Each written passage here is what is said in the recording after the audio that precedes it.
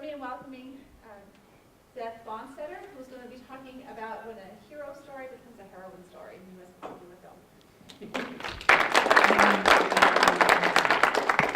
Thank you, and thank you for coming tonight. I'm Beth Bonnstetter, as she said, and I like movies. I like movies so much that I did my master's and my dissertation, my master's thesis and my dissertation on them. I particularly like popular movies. I'm not necessarily a person who goes for the most avant-garde thing out there. And so as a result, I have seen The Wizard of Oz, like many of you have, 50 bazillion times. That's now a real number. And about a year ago, I saw for the first time the 2010 Disney live-action version of Alice in Wonderland. And one of the things that struck me right away about this film was that how familiar it felt to me. And part of what I'll be discussing tonight is the very reason that it felt so familiar, which is that it followed in a way, a very similar structure to The Wizard of Oz. It wasn't the same plot, it wasn't the same story. It wasn't even the same story in Alice's Adventures in Wonderland or Through the Looking Glass. But it used a very common, what we call a trope, or a storyline that we see in U.S. film, and in fact we've seen throughout the ages, which is the monomyth. In a way that neither Lewis Carroll's books did, nor L. Frank Baum's did, regarding The Wizard of Oz, nor the 1950s Disney version, nor many other versions of Alice in Wonderland. And so this talk tonight is not necessarily about every single film out there, either a version of Alice in Wonderland or The Wizard of Oz, but rather is about these two films. There are so few examples of the monomyth when a woman is placed in the role of the hero, hence when the hero becomes a heroine, that in a particularly popular film, and both of these films were popular. To be fair, Alice in Wonderland, probably not as popular or well-known as The Wizard of Oz, also hasn't been out as long. But there's so few examples in mainstream popular film that when they appear, I think they're worth looking at. I think they're worth examining from a critical perspective. And so that's what this talk is tonight. Woohoo. So the main point of theory that I deal with in this project is what's called the monomyth. And I was first introduced to the monomyth when I was asked to be part of an edited collection on myth. And the monomyth we see in a lot of films. And we see various versions of it. It's tweaked a little bit. But it comes primarily from the work of Carl Jung and especially later Joseph Campbell. And it's, like I said, it's rife in American film. Where we see it the most, where we could, the example that we think of immediately is Star Wars. That's kind of held up as the perennial example of the monomyth in U.S. film. And it has to do, and this will sound familiar as I begin to describe it, it has to do with a hero. There's a hero, which in these two films becomes a heroine. And the hero goes on a journey, always on some sort of a journey. Usually physical, but also has a spiritual element to it as well. The hero or heroine encounters some sort of an advisor, some sort of someone who's going to give them advice, help them out. It might be early in the film, it might be later in the film. In the case of Star Wars, it might not be till the second film, but they always do. And this is particularly, to backtrack a little bit, this journey is a journey, not just a physical journey, but one into adulthood. The hero is almost always an adolescent or young adult of some sort. The hero also acquires some sort of mystic tool, some sort of something that is going to help them defeat whatever enemy, but it's not something of this world. They don't get a gun. If it's a gun, it's a magical gun that shoots rainbows or something like that. And they always have to destroy an enemy. So they have some sort of enemy, which I'm not going to get into the particulars of the psychology of it tonight. That's not really the point of this talk. But the enemy is usually tied in to some sort of inner demons as well. But there's also a physical enemy that they have to destroy. And they usually find romance and or sexually conquest the romance. Star Wars is an interesting exception, which I'll talk about later. And in the end, as Gordon says, discovers his or her true identity and attains his or her true powers, which he or she realizes were with them all the time. Some of these should immediately start sounding familiar. So before I go on, this is what we're going to be dealing with this evening, is how the monomyth is operating in these two films, and what the larger cultural advantages, or rather disadvantages, are. Because of a couple things. One is the fact that the books do not resemble the movies much at all. Yeah, both Alice and Dorothy in their respected printed versions go on a journey, but it's a literal journey. And it may have qualities of the monomyth, but it's not really the monomyth, the way it is operating in these films. It may be a version of the monomyth, but not the filmic version that we see over and over and over. So before I go on, I'm going to make the probably not too large assumption that everybody here at some point in their life has seen The Wizard of Oz. You may not have seen Alice in Wonderland. Alice in Wonderland came out in 2010, directed by Tim Burton, and it takes up an adult Alice. The adult Alice is being forced to marry against her will, and she doesn't really know what she wants to do. She's not being forced, like physically forced, but she's basically being coerced into marrying this guy that has no chin. And while at her engagement party, while she's sort of freaking out about this, she sees the White Rabbit. And she chases the White Rabbit, falls down the hole, and many of the same things we see both in earlier versions of Alice in Wonderland and the novels begin to happen to her. But meanwhile, the characters who are in what in this film is called Underland are speaking about how they know her. They've seen her before. And they're not sure that this is the same Alice, but they think it is. So as Alice starts meeting characters, or rather re-meeting characters, she becomes aware of this fact. And she also becomes aware of the fact that, unlike in previous versions of Alice, it's not so much, wow, weird things are happening all the time, as these people have a problem. And their problem is that they are living in an oppressed society run by the Red Queen.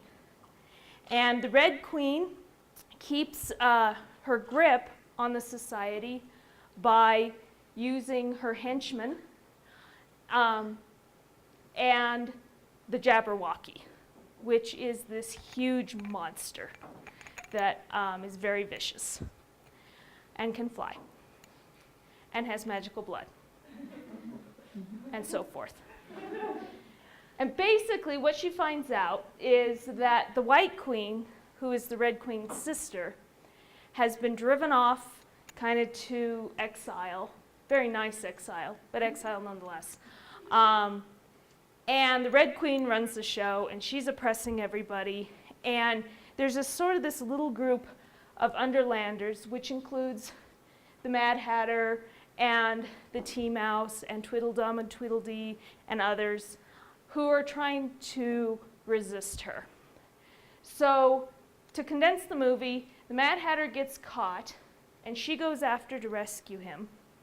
They manage to escape, And the reason I'm mentioning the Mad Hatter is I'll be talking more about him later.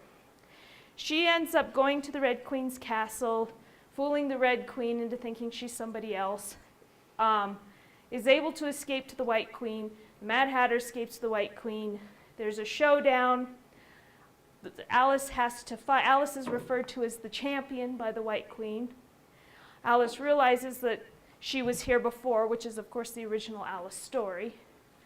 And she has to fight the Jabberwocky with this magic sword, which she does, and she beheads it, and then she wants to go home. And so the White Queen gives her the blood of the Jabberwocky. It's very Tim Burton, and it's very gross. And she drinks the blood of the Jabberwocky and is able to go home, where she tells her fiancé to take a hike, and she meets up with her father's employer and proposes some new ideas to him and is sent out as an apprentice on a ship bound for probably China. So that's basically the new movie. If you've read Lewis Carroll's books, it should not sound familiar. All right, so how does the monomyth work? Well, from my description, you're probably already picking up on some things. But what I'm going to do now is kind of compare and contrast each film before I talk about the more theoretical reasons as to why this is important. So in the monomyth, we get a supporting group, an entourage, that helps the hero. In these two films, the entourage is largely male. The tea mouse is an exception in Alice in Wonderland. The White Queen is as well, but she's a little bit different, which I'll talk about in a minute. But basically, these are all dudes. So even though this is a woman, this isn't really about women helping other women. This is about a woman and her dude friends. The exception is the key characters in the myth. So the advisor, the enemy, and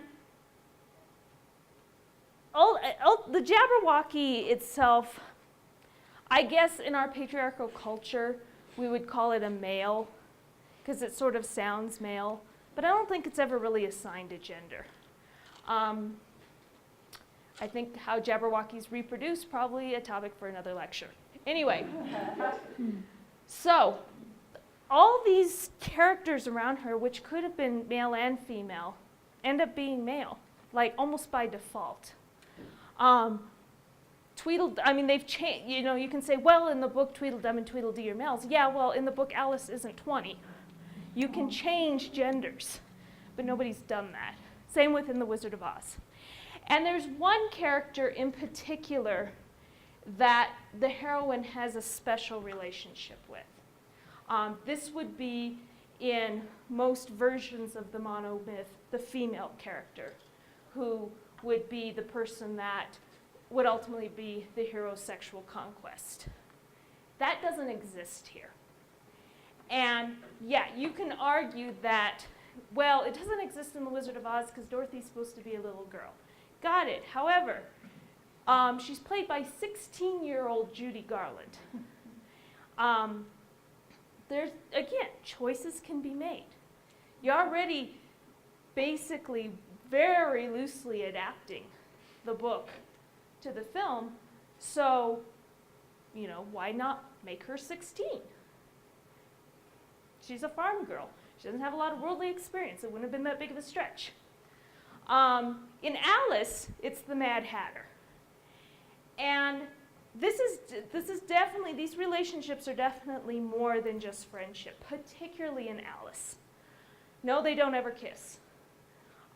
They come very close. And one of the things that, when I first saw Alice in Wonderland, I was like, she's not going to hook up with the Mad Hatter? What? And this is the way this was portrayed. Yeah, he's kind of freaky, but like the Scarecrow, he's absolutely noble, absolutely good. Not bad at all, absolutely good. So why is she going to go back? Why can't they hook up? The traditional monomyth, they would. If the monomyth had been adapted like it is traditionally presented or in film, but the woman isn't allowed to have a boyfriend. She has to remain sexually pure, which, as I'll talk a little bit later, has a lot to do with the sort of patriarchal adaptation in which this exists. This is also true in film when the hero is effeminate. Sorry, Star Wars fans, but Luke Skywalker is effeminate. He's not the man, and it's not, again, I say that very strategically because, no, he's not. He's not really, right? He's just a different type of masculinity. But in a traditional patriarchal culture where we're talking about traditional roles of masculinity and femininity, who's the man? Han Solo. Thank you. Han Solo. He's the manly man. He's got the deep voice and the nice car/ship. He's got the big guns. Luke has to be satisfied with his mystic weapon, which in the traditional monomyth does serve as a phallic symbol, right? It gets a little bit weirder when it comes to the female monomyth. But still, unless you're a manly man, and neither of these guys are manly men, and neither is Han Solo, and actually there's nothing wrong with that. We need more diverse portrayals of both masculinity and femininity in the film, but the problem is they're sort of punished. These guys, Scarecrow doesn't get Dorothy, Hatter doesn't get Alice, and Luke finds out that it's his sister.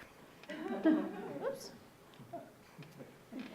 One of the more problematic aspects to this adaptation of the monomyth that really ends up reinforcing patriarchy is this idea of who's the villain.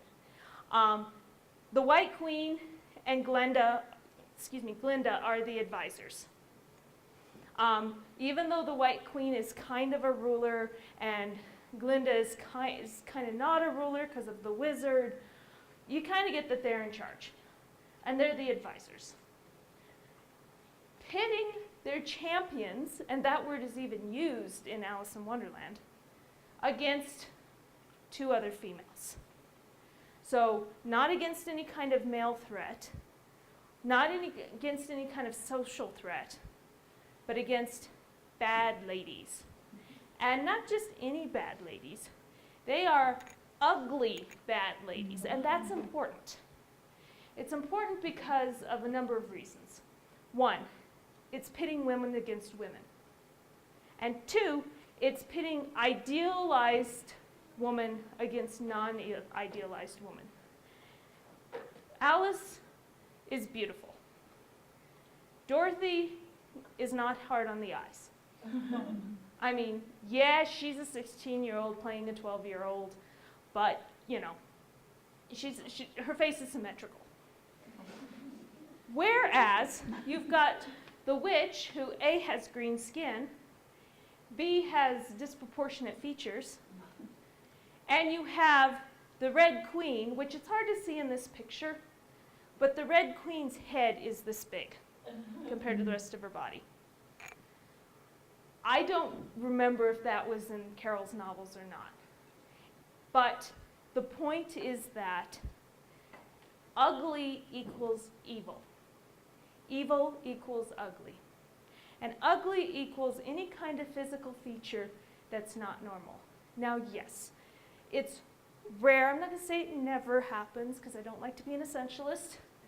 But I would be very surprised to see anybody who had green skin. But it's not unusual to see somebody who is female who does not fit the patriarchal ideal of beautiful, right? That would be probably most of us. Granted, it's done through exaggeration. But basically what this film is saying here is that villains, and Wizard of Oz flat out says it, only bad witches are ugly. Which of course means the reverse. Only ugly witches are bad. So if you're not perfect, if if you're not beautiful, if your face has got something that's not within the patriarchal norm of beauty for women, you're bad, and you should be defeated. And these women have personalities that pretty much reflect that.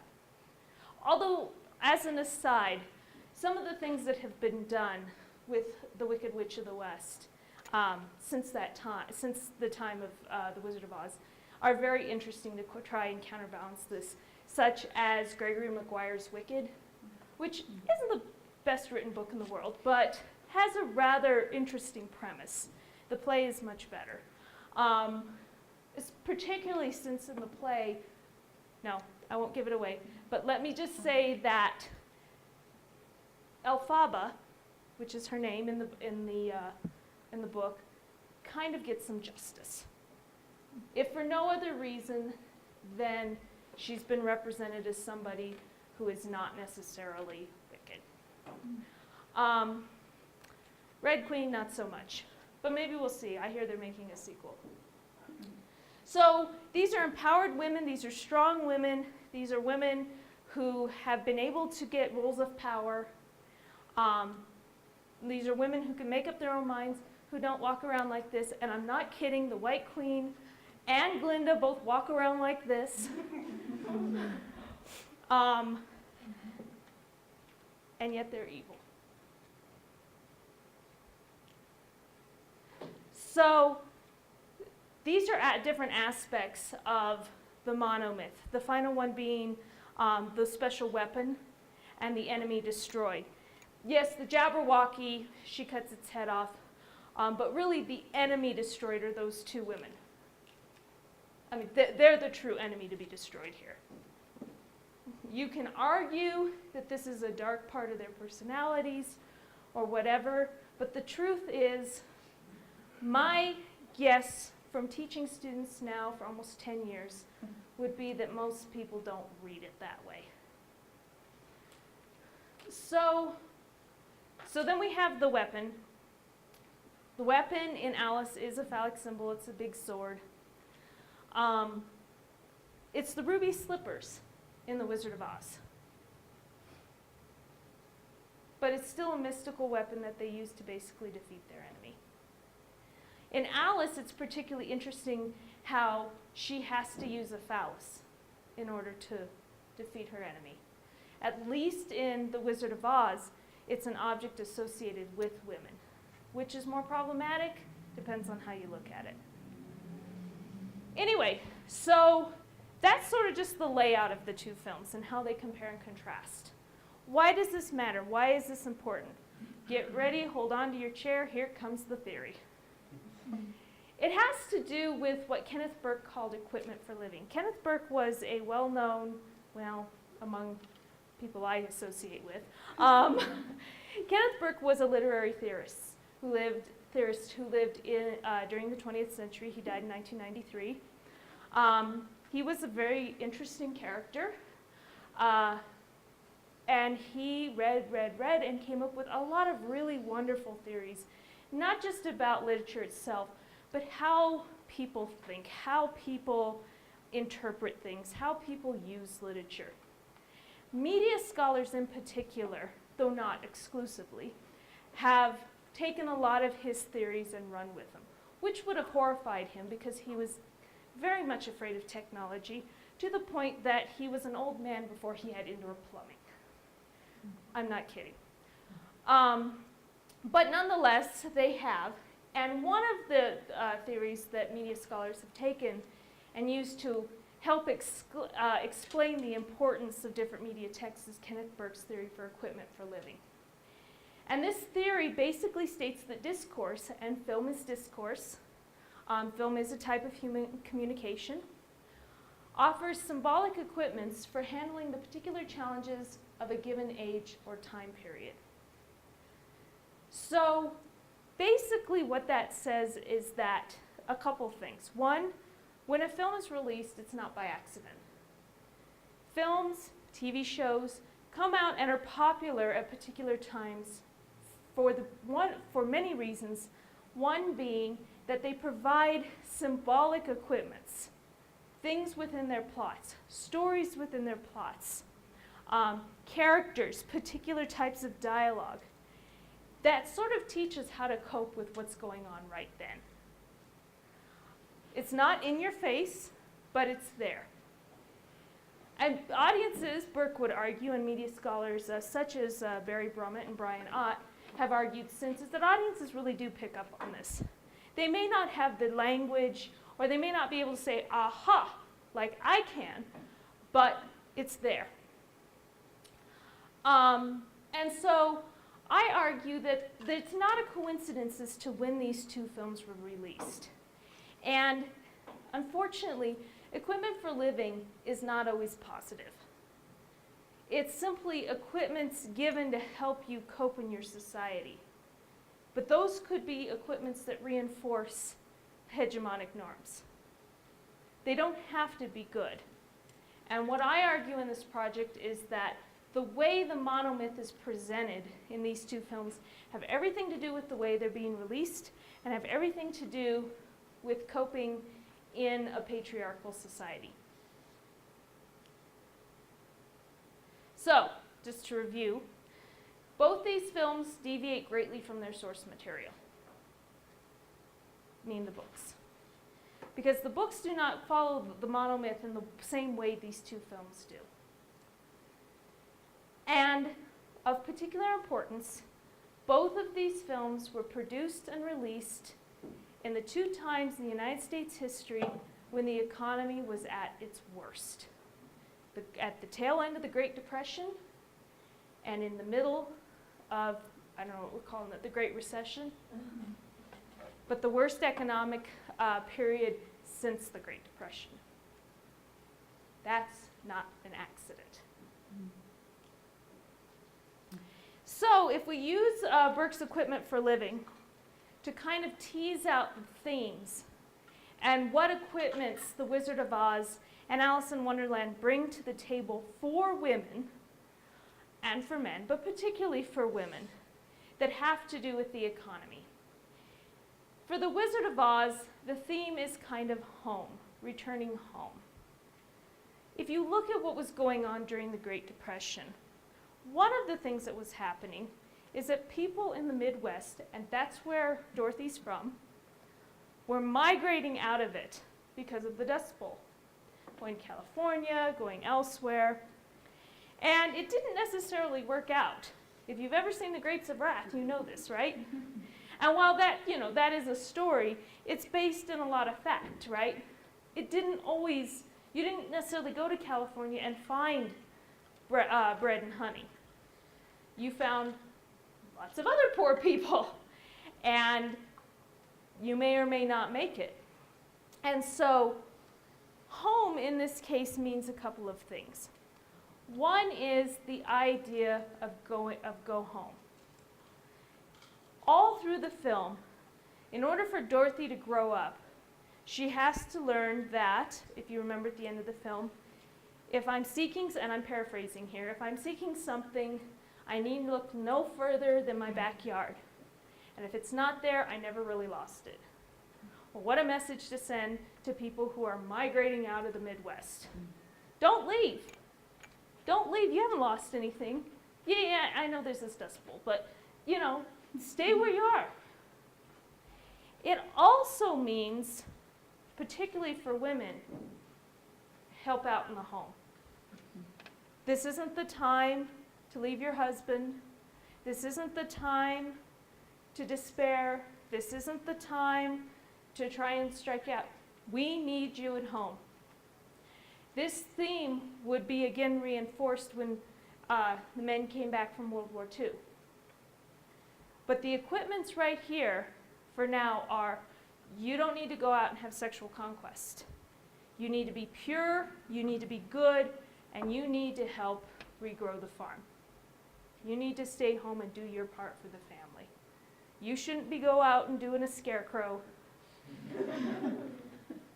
You need to get your butt home. And we can, to this day, we can see where that might be kind of an oppressive message to women. Instead of going out and seeking what's out there and maybe building a better life. Because both these women left their mundane worlds and went to a world where, yes, they had struggles, but in the end, they probably would have been better off if they'd stayed there. Everybody loved them. Dorothy had the entire frickin' Emerald City cheering for her. Alice had all of Wonderland. So why not stay? One of the equipments that these movies provide is for women to stay in the home. And particularly this one. Stay home. Go, seek, there's nothing out there for you. It's just flash and nonsense and fakery, which isn't necessarily the best thing for the woman, right? It gets a little bit trickier with Alice in Wonderland, but we're talking about a different time period. I mean, you're not going to be able to say stay home to women in 2010, right? They're going to be like, yeah, no. So a different message had to come out. So once again, Alice went home. She would have been much better off staying in Wonderland. Everybody loved her. The Mad Hatter would have married her right there at the spot. But, at least that's my reading of it. But she didn't. She went back. Why? So that she could take her father's ideas and grow her father's partner's company. Well, in 2010, when the economy was at one of its lowest points, what was one of the things that we needed? What was one of the calls that went out? Grow business, grow jobs. And so this is sort of the same message. If you have a chance to get away, don't take it. If you have a chance to find somebody who's really good to you, it's more important that you stay pure and you come back and you help service the economy. You help grow jobs. You help make things better at the expense of your own happiness, which can be read as more of a sociological note. But on the other hand, doesn't really do much for Alice. She ends up on a boat headed to China. Well, if you know history, her odds of living are not that great. Her odds of being really, really violently ill by the time she gets to China, pretty high. So, and that was one of the things that struck me. It's like, why would she want to do that? So it sort of looks empowering, right? She doesn't marry the guy, but in the end, what she does isn't really necessarily for her benefit. Selfless, yes, but we have a long history of how women are supposed to be selfless. Women are supposed to give. And it can be very disempowering for women. Yeah. So what's the point? The monomyths in these films do act as coming-of-age stories, but very particular coming-of-age stories. They're coming-of-age stories, within a very popular mythos, and we can't deny that.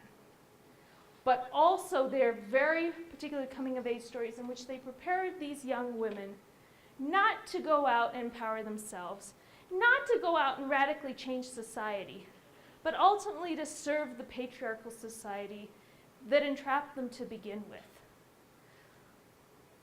Dorothy really, yes, okay, she's 12, but she's played by a 16-year-old. Dorothy pretty much goes full circle in The Wizard of Oz. And she's back in crappy Kansas on her crappy farm. And the one woman in Kansas who was empowered is implied dead, Elmira Gulch, who was the one who wanted to kill Toto. Alice, yeah, she doesn't have to marry her guy, but let's face it, if it ended like that, it wouldn't have done that well in the box office. But she has to go out and serve her economy, not radically change the economy, not take over her father's business.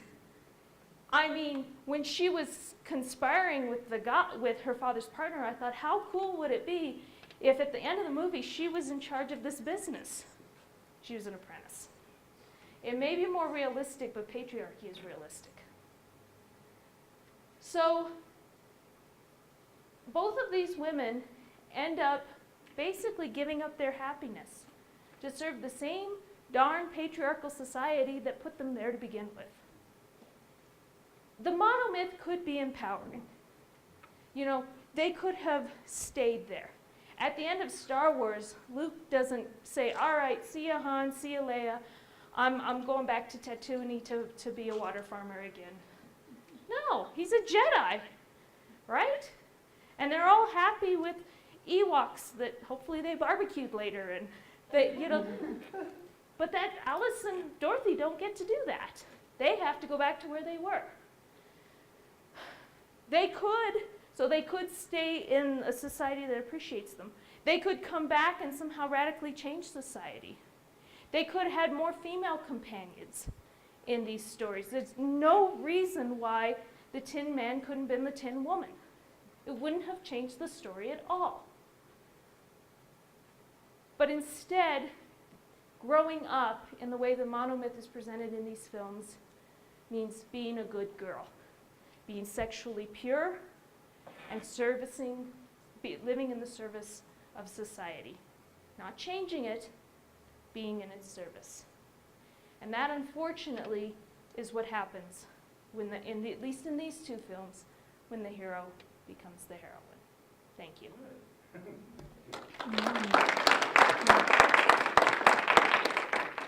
I'll now open up for questions and answers. I think we have some time. Danny. Okay,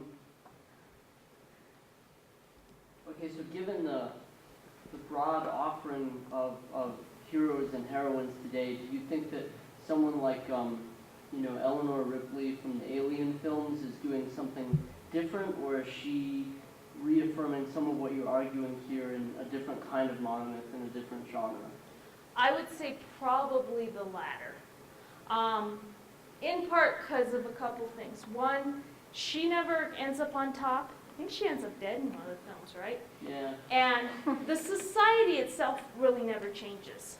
I mean, aliens come and make life pretty crappy for all of us, but on a fundamental social level, no equipment is offered that says, ladies, it's go out and fight aliens, not go out and fight the problems that you really face in your everyday lives. So I would say it's probably a similar execution of the monomyth, but to be fair, I haven't analyzed those films.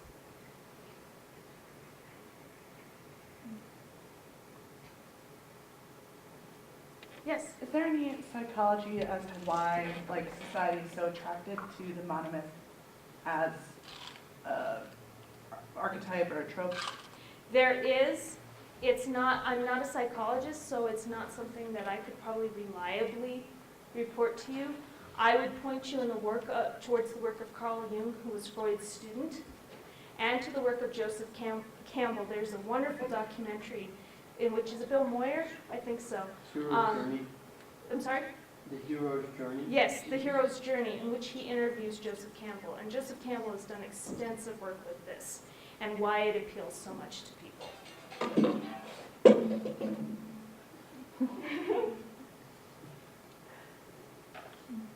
Yes. Is the escape of modern, I must admit, I did see the Wizard of Oz, but that was not the last one. After Bambi, I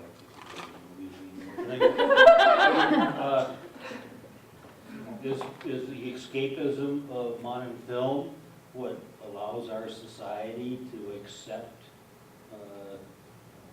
the victim that is taken from the hands of the rich? In other words, do people find movies as a way to keep them from making a change? I would say that's part of it. I think Burke would argue that the particular equipments that many films offer us don't really offer us equipments to make any kind of change. There's that. There's also the fact that films that do offer radical change are usually not distributed by major film companies.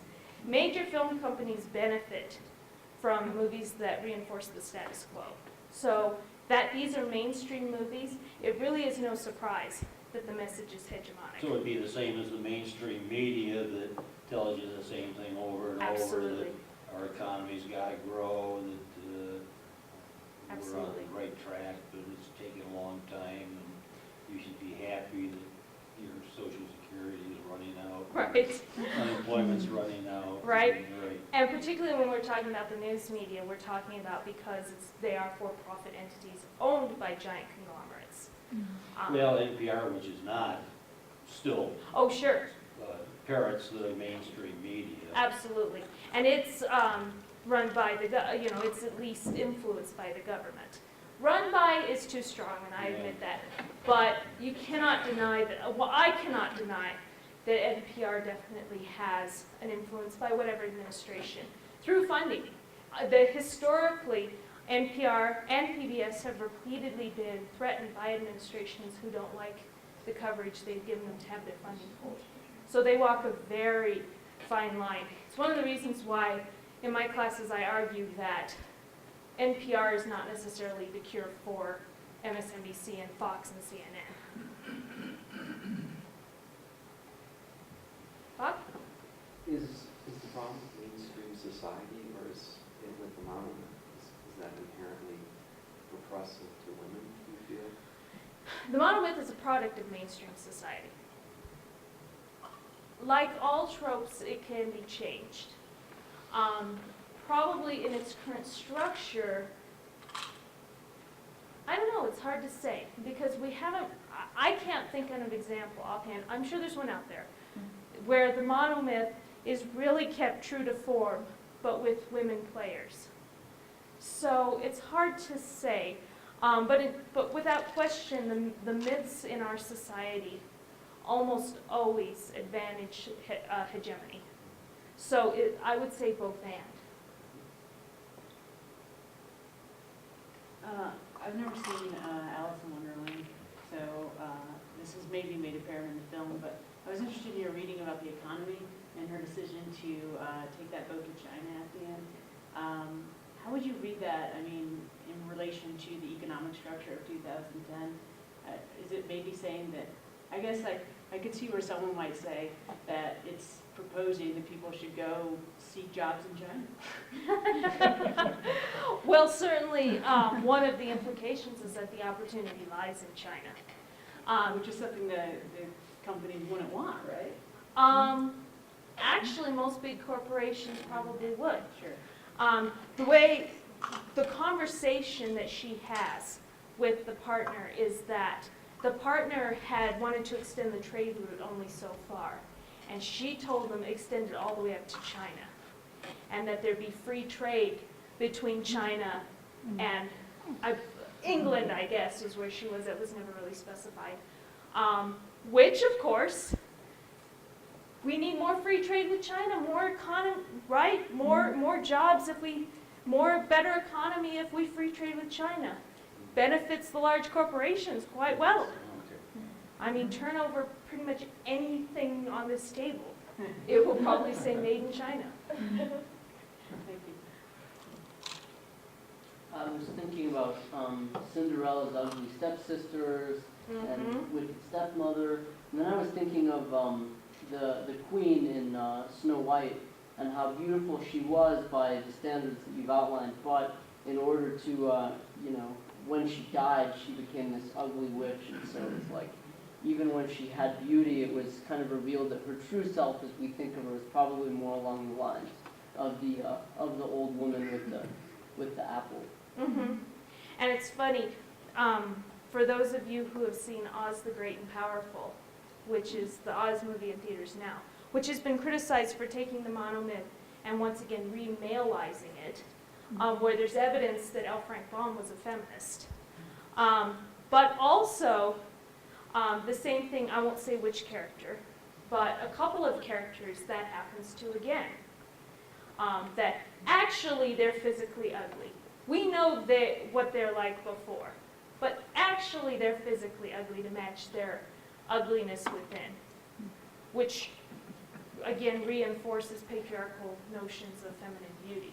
I mean, is James Franco okay to look at? Yeah. Is he as hot as Derek Derek Huff on Dancing with the Stars? No. And Derek is hot. Yes? I really don't watch too many movies. I grew up with parents who like think the TV's the devil, but so I haven't seen any of these movies. But is the female-on-female conflict portrayed in many movies? Is it that's a common theme? Where I would say it's a common theme where there's a female hero or heroine. but does she always have like a specific conflict with another female? Like in these, you mentioned the witch and the Red Queen, but It's hard to say without doing quantitative work to go out and actually assess a large number of films. I would say my gut tells me yes, but it tells me yes because there are so few films with female heroines where it's really the central character. They might be side characters, they might be supporting characters, but it's the central character. So few of them are out there that my instinct is that there's probably not too many. There are some. They're usually set within modern times, and a lot of times they end up sad. So for instance, Thelma and Louise, where we might have I'm not sure that it's a monomyth, but we have strong females against male society. Well, they end up dead. So I would say that when we do have strong women in film, they almost always are associated with some kind of tragedy if they're not fighting another woman. the reason I asked was I went to a lecture yesterday. The visiting professor from Massachusetts talked about. Dr. Jolly? Yes, I went to that lecture yesterday, and he mentioned that in today's society, a male says, I'm horny, I want to have sex, and he's just being a guy. A female does that, and she's a slut. And more times than not, she's being called a slut by other females, not necessarily by a male, which slut shaming. Yep. And I saw what you were talking about echoed yesterday's conversation, and I thought, it seems like there's a pattern There is. where, Absolutely. And media is both a reflection of and reflects our society. yeah. So the two interact. It's not so much that media is top down, but the two interact. And so one of the reasons these are mainstream films is that they play off mainstream hegemonic values. I think if it had been the wizard who was the villain, for example, we would have seen something less mainstream. I don't think it's an accident that Wicked hasn't been made to a film yet. Now, there are always exceptions. Exceptions prove the rule, right? So Wicked sort of stands as an exception. But the fact that we can name exceptions usually shows that there's a pattern. But yeah, Dr. Jolly's work has influenced some of my work as well. And yeah, he's absolutely right. And we see this then reflected in our media. Yeah, like it's reflected in the media because they're spending billions of dollars on it. But what Dr. Jolly said yesterday was that there is the other half of it. It's just there's not the money to present it to the population. Right. There is, he mentioned yesterday, there is students who aren't drinking in college campuses, Right. but they're quiet. They stay quiet. Right. They stay at home on a Friday night. Right. But there is, and it needs to just come out more. It needs. Right. You need the funding. You need people start talking about it and more discussion about it to Right. get that. So it's not just bias. More Right. conversation. And large conglomerates, and both these films are owned and produced by large conglomerates, Right, exactly. benefit from the status quo. So, this is conjecture because it's never happened, but if Hollywood were owned and run almost entirely by women, would the output of the films we're describing be any different? I don't know the answer to that. I truly don't. I think they would be different. The question is, would they favor matriarchy? And would we have the opposite problem? I don't know. I don't know. I don't think it's necessarily if women ran things or if men ran things. Patriarchy affects both men and women. And it has to do with money. So I would venture that if women ran things and they found out that this is what made money, it probably still would come out. It's possible it wouldn't, we have, again, it's conjecture, it's no way to say for sure. But I would suspect that it isn't gender or gender norms or even social norms, but rather financial norms that are motivating these studios. I'm And just power. thinking about the implication to your criticism, if there's some sort of call to action that, you know, individuals or society could do to address this lack of you know, strong females that adhere to something more, you know, resemblant of the monomyth for our purposes in criticism. Well, Schiappa, who wrote a book called Beyond Representational Correctness, argues that a couple things. One is we need to recognize we're never going to have a perfect representation in media. It's not going to happen. It's not possible. Because it's not a singular, it's a plural, right? We're Right. talking about representation. That's part of it. And whatever, for instance, his example is Will and Grace. Will and Grace seemed to be very progressive at the time, but you can find a book full of essays criticizing how homophobic it is. And yet when he showed it to his classes, he found that people liked both Will and Jack and found them, they actually changed their attitudes towards gays after seeing it. So we're never going to have a perfect representation. So that's the first thing he argues. The second thing he argues is that there are ways to get involved. This is my little presentation tonight, even on YouTube, is not going to probably change Disney. Wouldn't that be cool? And I would be so rich if it did. But rather, there are things we can do as individuals. We can, the big one is media literacy.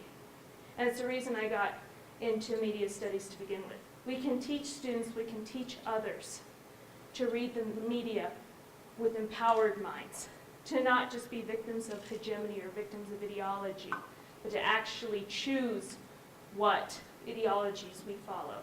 We can join organizations like Dads and Daughters that advocate for more positive female representations. We can, influence our friends. Changes like this happen over a lifetime. If we look at the changes that happened, for women, relatively quickly in the scheme of human existence, but still, for any single individual, it was over a lifetime when we went from suffrage all the way up to where we are now, or rather where we were at the beginning of the 90s, or maybe even in the 90s before TV went wacko backwards. But that's another lecture. So we need to just keep working and use what are called tactics. If large companies use strategies, as Desserteau argues, we need to use tactics to resist. And we need to understand that empowerment means we need to be media citizens, not just media consumers.